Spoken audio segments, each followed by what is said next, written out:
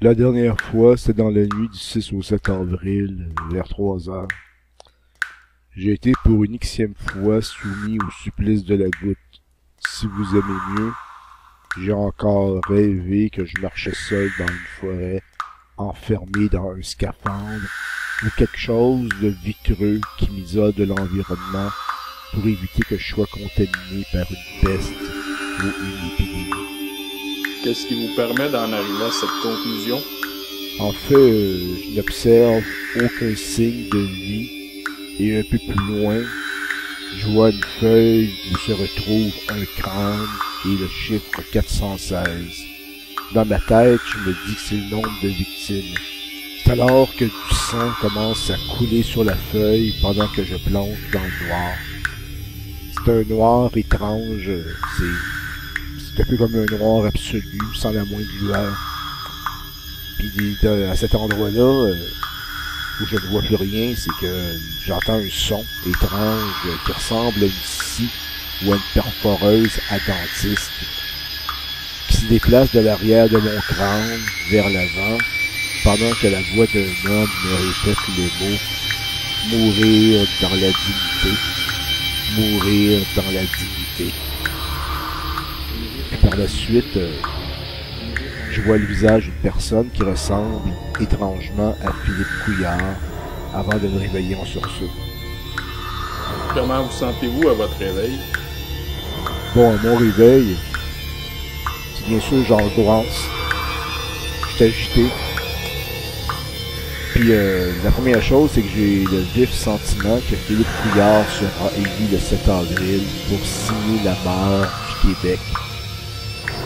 Que comme un bon neurochirurgien, il découpera les boîtes crâniennes des gens pour les adapter aux exigences d'un réseau occulte, la CIA ou quelque chose d'autre. En fin de compte, un réseau qui désire exploiter nos ressources et assimiler le dernier bastion de francophones en Amérique du Nord. Un réseau qui n'a aucun problème avec la corruption, car il existe dans la corruption.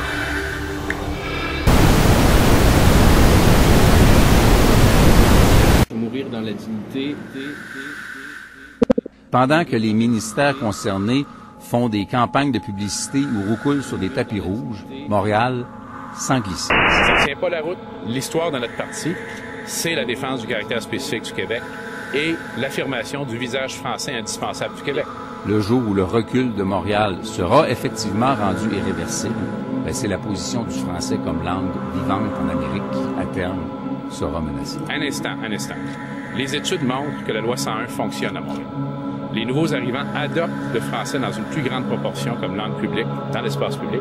C'était le but de la loi 101 et ça fonctionne. Leurs enfants vont à l'école française. Le visage français du Québec, croyez-moi, moi qui ai 56 ans, il s'est vastement amélioré depuis les dernières années. C'est considérable. Il faut continuer dans cette direction et il faut avoir une identité forte. Et en passant, ce qui donne une identité forte et la liberté de choix pour les Québécois, c'est une économie forte et des emplois.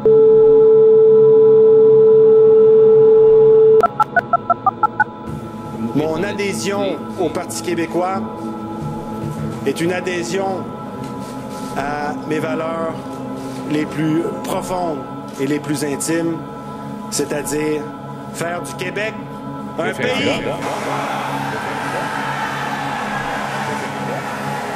Moi, j'en ai assez de ça.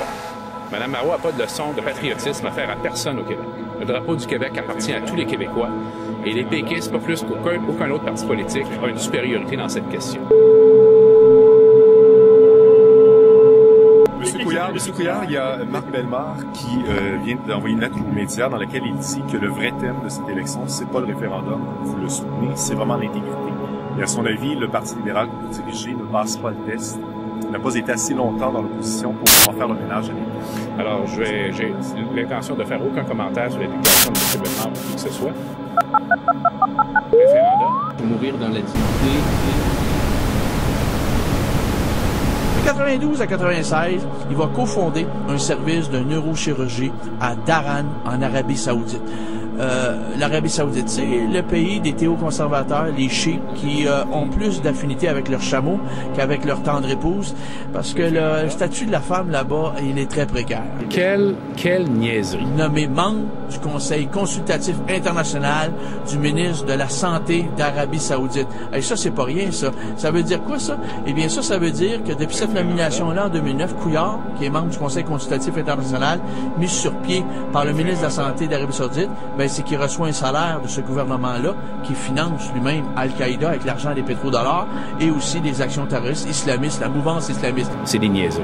En 2009, Philippe Couillard est directeur de la compagnie minière Canadian Royalties, une compagnie minière fondée en 1998 au Québec pour exploiter du nickel, du cuivre, du cobalt, du platine, de l'or, du palladium dans le secteur raglan du Québec, mais aussi de l'uranium et des diamants. La compagnie est établie à Val-d'Or. Quelle niaiserie. Archer Porter est aussi directeur de Canadian Royalties depuis 2009. Comité de surveillance des activités de renseignement de sécurité à Ottawa. Un poste pour 5 ans.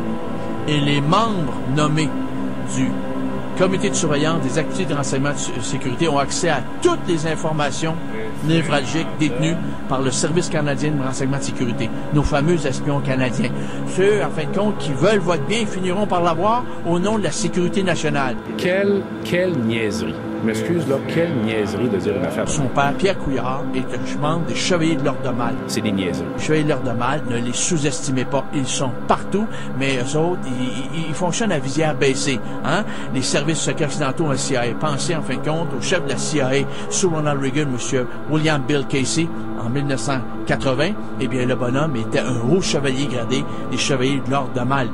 Alors ça, chers auditeurs, c'est pas quelque chose d'anodin. Mais son papa, lui, il était dans cette mouvance-là. Moi, j'en ai assez de ça. Le 21 juin 2010, Philippe Couillard est nommé membre du bureau du Conseil privé de la Reine. Ça, c'est la chasse gardée juste à côté du premier ministre Stephen Harper ou de tout premier ministre canadien. Ça, c'est complètement connecté avec les services secrets canadiens. Archer Porter et Philippe Couillard vont fonder l'entité Porter, Couillard et Associés, mais apparemment, c'est une coquille vide. Il n'y aura jamais rien. Mais ça prend les chevaux de Troie.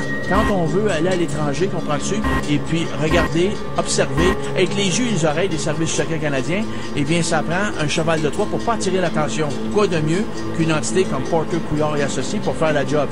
La CIA fait ça tout le temps avec des businessmen qui sont, en fin de compte, des non-official correspondents, des NOC, non-official correspondents. Ils font la job des services secrets de la CIA. Le Canada est pas différent des États-Unis. Ils font la même magouille. Mourir dans la dignité. Vous savez, il arrive souvent que notre incapacité à traduire la réalité par la raison nous amène à inventer des complots, voire même à les nourrir avec des rêves fortement chargés de symboles. Est-ce votre cas? Je ne sais pas. Couillard est élu, il faudra vivre avec la réalité. En fait, cela veut peut-être dire qu'il faudra enlever votre scaphandre pour mieux accepter la réalité. D'arrêter de charger vos rêves de sentiments d'isolation et de solitude.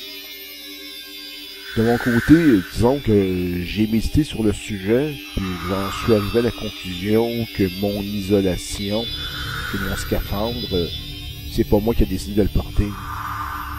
C'est que on m'isole comme on isole depuis toujours les francophones du reste du Canada. En fin de compte, c'est l'impression que le fait d'être ici chez moi, en exigeant le respect de mon identité et de ma langue, me transforme inévitablement en indésirable. Pour ce qui est du foutu nombre 416, moi ce nombre-là, je le lis actuellement au pourcentage de gens qui auraient voté pour le perceur de crâne, soit 41,6%. Puis en même temps, c'est toujours à cause de mon rêve que j'en arrive à cette conclusion.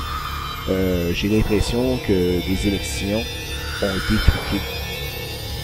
À la place de vous accrocher à cette idée, vous devriez vous divertir, sortir, rencontrer des gens. Moi, je sors, je suis prêt à sortir et j'ai des activités sociales. Sauf que je veux seulement vous rappeler que mon ombre me suit partout, c'est normal. Puis je vous cite un exemple, c'est que le 5 avril, dans un café bistrot, une personne que j'ai jamais rencontrée, une inconnue affirmant venir du Saguenay, la personne m'a interpellé pour de la monnaie. J'en ai donné. Puis commençant à me parler, puis elle m'a informé que la NSA diffusait de l'article des ondes subliminales servant à modifier notre position électorale et mes opinions. C'est des niaiseries. Et nos opinions plutôt. Puis moi, je vous dis personnellement, comme je m'intéresse à la question, ça m'a touché. Lui, peut-être qu'il savait qu'il savait pas, mais j'imagine qu'il savait pas. Puis avant de partir, il a lancé une phrase qui m'a comme un peu mis à terre, là, qui m'a fait réfléchir, c'est qu'il a ajouté que cette manipulation pouvait créer des effets secondaires chez certains, dont entre autres, il parlait de troubles de sommeil et de vision onirique étrange. Vous le croyez? Ben moi, disons que j'aimerais ne pas y croire, sauf que depuis le 8 avril, le lendemain des élections, je ne rêve plus. Vous voulez dire?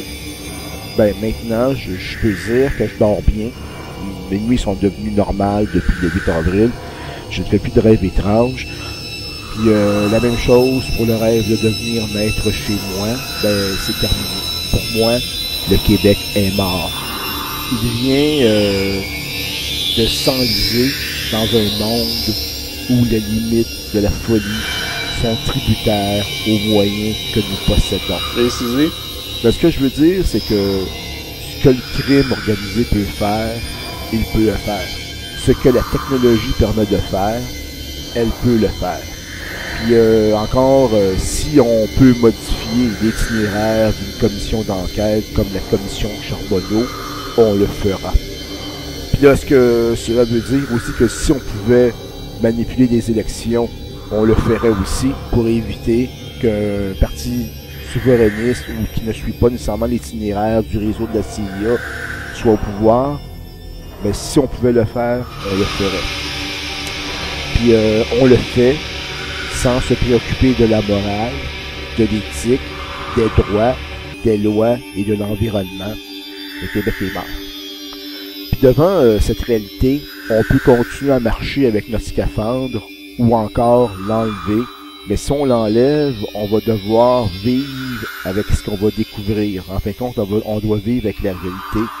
Puis souvent, ça veut aussi vouloir dire être obligé de respirer l'odeur désagréable de la mort laissée par la peste rouge.